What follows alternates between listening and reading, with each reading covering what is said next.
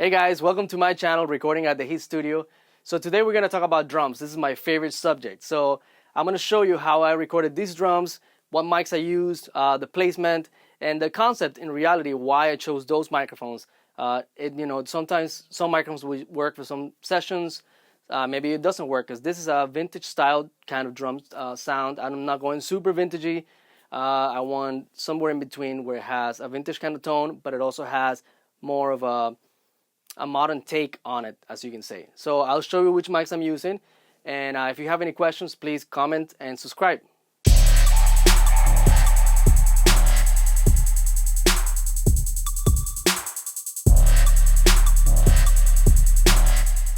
Hey guys, so I'm going to give you a summary of which mic I'm using for this drum set. In particular, we're going for a kind of vintage sound, and I'm not looking for a specific high def sound. And so these mics that I chose are not going to be for every session. So for this particular session, we're using a combination of kick in, kick out, snare top, snare bottom. I'll show you what it is, and then I'll go into more detail and show you actually the mic placement of each mic. So kick in, RE20 from ELECTRO Voice. Sub kick is an actual speaker in reverse, not any brand in particular.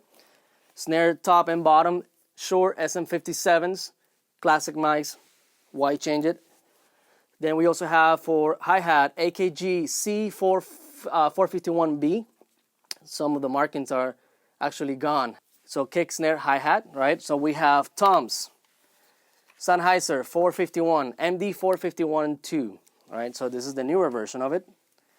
And then we have this specialty tom mics, and I'll show you what it is a little later, but these are the bottom toms and how I'm actually connecting them, what kind of cable I'm using for those. So kick, snare, hi-hat, toms. Then we move to overheads. So what I'm using right now is these two blue DRAGONFLYs condenser microphones for overheads. And then three microphones that I'm using for specialty, for flavor. So the first one is going to be the Royer R121. This is a ribbon microphone, figure of 8. So that means it captures from the front and from the back. And I'll show you where I'm placing that mic a little later. Then we have the AKG C414 ULS. So this is an older mic. It has a little bit darker type of tone than the newer ones. So I like it for room because it doesn't capture a lot of cymbal bleed. So this is going to be facing the drum set. And then this guy, the Townsend Labs, it's actually a stereo microphone or mono. You can use it as both. I'm using it as stereo, so it's capturing the sides. So what I'm doing is a mid-side configuration. So one is going to be placed looking at the drum set, and the other one is the opposite, looking to the sides. So we're going to go into more detail of actually each microphone and the placement. So we'll see you in a little bit. So now we're just going to position the mics on the drum set, and then we'll come back and talk about the placement.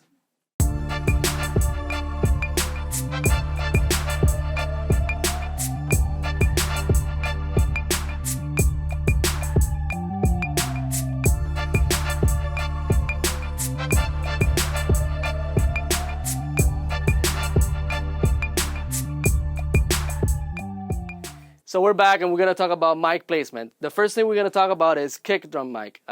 This is my favorite part of the kit, actually. So we have two mics. In reality, I'm getting a flat tone out of the RE20. It has a very fast attack, but it sounds really dead. But I actually like the tone that this gives me, but I wouldn't use it on its own. That's why I'm using the sub kick. It's going to give me all the low end that this guy is missing. So again, this guy is very flat. A lot of low mids, not a lot of low lows. So then that's what we're going with the sub kick, and we're gonna blend. We're gonna go into the control room in a little bit, and we're gonna get JP to actually play us a little bit of drums so we can hear what we're doing. Then we're gonna move on to the snare. All right, so what do we have over here? It's simple. SM57 from SHURE on top and bottom. They're looking at each other, so what we're going to do is the bottom mic that's looking at this snare at the same position, but just opposite, we're going to take it out of phase. So we're going to flip the face on that microphone. Very simple technique, nothing crazy. Then we have hi-hat mic, AKG C451. It's a small condenser diaphragm microphone. Now this microphone is pointing at this hi-hat and actually away from the cymbal. So we're gonna get less bleed from the cymbal. Sometimes I'm actually even pointed, you know, at an angle even more to get a lot less from the cymbal, because I only want the hi-hat to be picked up by this microphone. Then we move on to a specialty, something a little different from the toms. It might look like a similar tom setup, but it has a 421 on the top and a Sennheiser 604 on the bottom. So what's happening here is that we have a special cable. So as you can see, this guy has a Y. It's two cables wired into one. So what this is doing is giving me the top one, a regular XLR connection, and the bottom one, it's already flipped out of phase.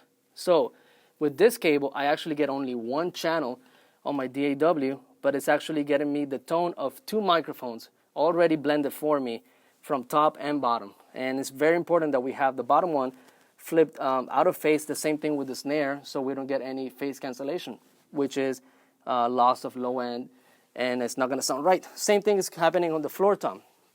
We don't need to explain that one. Then we have the overheads. So overheads, what I did with them was just to center them to the snare. So we took a measuring tape, which is right there. Can you pass me the measuring tape? Cool. So I had JP in this occasion right here to hold the measuring tape for me, right? So we measured from the center of the snare to the capsule 48 inches, and the same thing to the other capsule on the other mic. 48 inches. So what's happening there is we have a triangle. Both mics are looking exactly at 48 inches to the snare. We're not going to get any phase issues with the mics. Now, if you look at them, they might not look perfectly aligned, but they are centered to the snare. It's 48 inches. So we're not going to have any problem with that. Then we have the specialty mics. This little guy right here, this is the Royer R121. So what this guy is doing, since it's a figure of 8, is capturing sound from the front and from the back, but not getting a lot of bleed from the cymbal, right? Because it's canceling the sound that's coming from the sides because of the figure of 8 pattern. Ribbon microphones that have figure of 8 have a lot of good cancellation from the sides. So we're actually going to get a really even tone from the whole drum kit. Actually, if I solo this mic, you're going to listen. It sounds incredible just with one microphone. And then we're going to move on to the back of the room, actually. And there's 2 microphones that are specialty. Like I said, those are room microphones. I'm doing a mid-side configuration. So the mid microphone is capturing the whole drum kit. So front, whatever he's playing is going to be captured by that mic. That's the AKG C414 ULS. Again, capturing the front. I have it on cardioid mode, so it's only the front. And then we have the Townsend Labs. This guy, it's set up as 2 microphones in reality, so it's a stereo microphone. We have the 2 capsules capturing the sides of the room. So what I do is when I get on Pro Tools and my DAW, I can actually blend it. If I want a wider type of tone, what I do is I raise this guy, or if I want just a more mono room mic kind of sound, then I'll just raise this guy and lower this guy. So with those microphones, the combination of the direct microphones and the combination of the room or specialty mics, I can get a bigger picture of what the drum sounds like and not just the direct microphone, something very dry, right? So I can get a little bit of flavor with these microphones. So then what I'm going to do next is go to the control room, and JP is going to stay here. He's going to play the drums for us, and now we're actually going to hear what they sound like. And the most important thing is actually go through the preamps. So I'm going to use a combination of analog preamps and the Apollo XAP and AP preamps. So we're going to hear what those sound like in a minute. All right, so now we're in the control room. We're going to hear what we did, setting up the mics. I'm going to tell JP to play something, but first I'm going to tell you exactly what I did with the preamps. So for kick snare, kick in, snare top, and overheads, I'm using analog preamps. So we're going to do a combination of analog pre's and the Apollo XAP Unison preamps. So right now, these 2 are, like I said, kick in, snare top, and my overheads. I'm actually doing a little bit of compression on the 4710. It's got that same circuitry as the 1176, so it sounds really cool. I like to print it with a little bit of compression from the beginning, so I get that sound printed onto Pro Tools. Then we also have a combination from the interface and using the API preamps. Then I'm also using the LA610 for that microphone that's right above the kick drum, the ribbon microphone. And I'm processing some of the some of the mics like the kick in and snare top through the DBX 160 compressors. Then we have the distressor for that Royer microphone, the ribbon. Now all of that is patched into the interfaces. So in here in the console, I'm going to tell JP to give me some kick drum, please.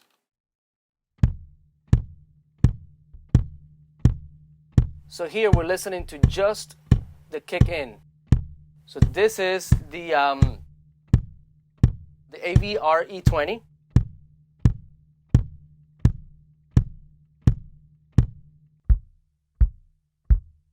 And then this is what the sub kick sounds like by itself. They both sound pretty good, but when you combine it, you get a massive kick drum sound. So that's cool. Actually, on the kick in, I'm running a little bit of EQ, boosting about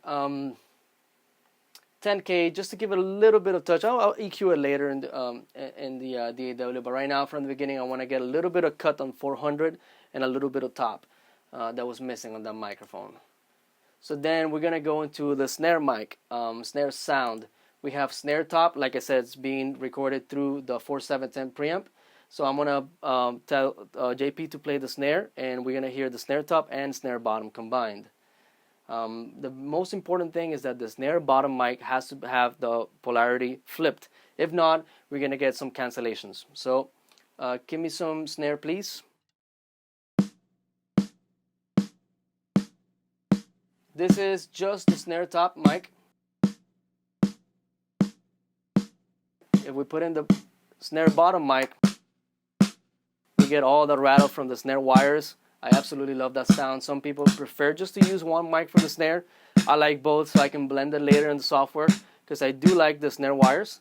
And again, if I take the polarity switch off, we get cancellation, phase cancellation from the snare. So it's very important that we have the bottom phase flipped on the bottom mic.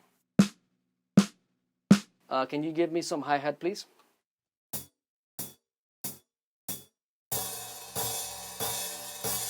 This is what the hi-hat mic sounds like. Again, super simple condenser, small condenser for 51. All of that I forgot to mention is, well, I'm using the API Vision channel strip. So API module, preamp, compressor, EQ. At the moment, I'm using just preamp and a little bit of high pass, running off some of the low end. Okay, JP, can you give me some rag tom, please? For the rag tom, I'm also using the API channel strip. I really love how this API sounds like. You get all the attack, all the harmonics, very fast transients from the API. And as you can see, I'm not really running anything besides preamp and a little bit of high pass to roll a little bit of low end. Okay, and then give me some floor tom, please. Same thing with the floor tom. I'm using the API Vision channel strip, just the preamp section and a little bit of high pass. I do want to remove some low end because if not, the floor tom tends to be really boomy.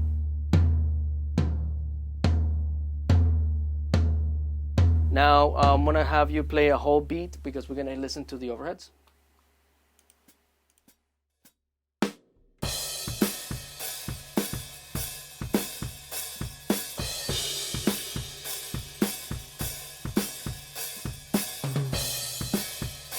So that's what the overheads sound like. I'm running the overheads through the 4710 preamp. Again, I'm running a little bit of compression. At the moment, I'm probably getting between 2 at the most 3. It's not really hitting 3 dBs of compression. So it's very, very subtle compression, but it does have the tone. It has the sound of the compressor going into the DAW, which I might add more compression later or not. I actually do like the sound going into that right now. He's gonna keep playing that same beat, but we're gonna switch to another sound.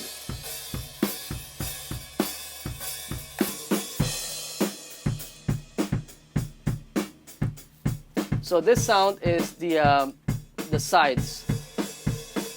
The sides was the Townsend Labs. I'm using an API preamp, and since the Townsend Labs, you need to use their own software to decode the signals that are coming from the Townsend Labs, and I ended up using the Neumann 49s They sound amazing on these rooms. They had a lot of sparkle that I needed and the presence as well. So they're running in stereo. Those are the sides. All right, so now we're gonna listen how the whole drum set sounds like, okay? So JP, can you play a beat for us, please?